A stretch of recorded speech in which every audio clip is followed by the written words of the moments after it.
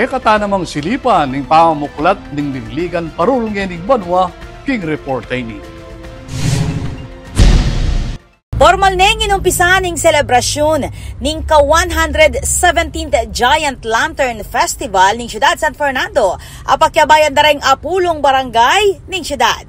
In kick-off program, peni muna ng Engineer Noel Gomez, ing chairperson ning GLF Executive Committee 2025. Ang pinaka-primary rule yung sa mga participating barangay natin, so naging focus yung traditional na mga yung pag-ilaw ng mga parol natin, yung bang talagang manual ba?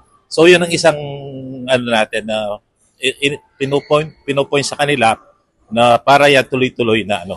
Alam naman natin because of technology, so ano ng mga barangay ano natin, mga participating barangay na ano pa rin, manual ano pa rin nila, yung rotor na ginagamit. So yun ang expect natin. Tinagong laketi, reng hanggang opisyal at manungkulan ng siyudad.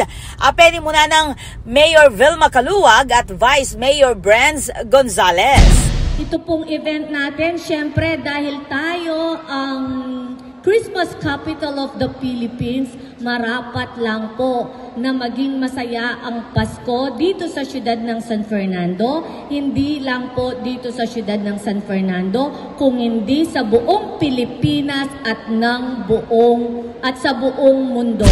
Masaya ko po at matutula ko po na atin tamo pong programa na antikanini nung ka rin adidinan tayo pong importansya ang pong kahalagahan in kakatamo pong kapaskuhan kaya ni po king siyudad na ning San Fernando, ini pong kakatamo pong lighting of Christmas tree kaya ni po king Robinsons.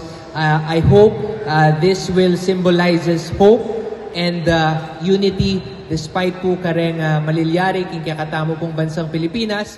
Balang barangay partisipante king ligligan, tinanggap 400,000 pesos sa subsidy para king karelang parol entry. Makasadyayang ganapan ng Grand Showdown dareg makuli at higanting parol king daratang December 13, 2025. Bida ing creativity at gelingan dareng Fernandino Lantern Makers. King papalapit na Pasko, asahan niyang mas sumala at mas maging masaya ang siyudad San Fernando, ing magsilbing lantern capital of the Philippines. Ako po, Patricia Mamangon para King News Force Pampanga. Balitang tutuking balen, susuyo.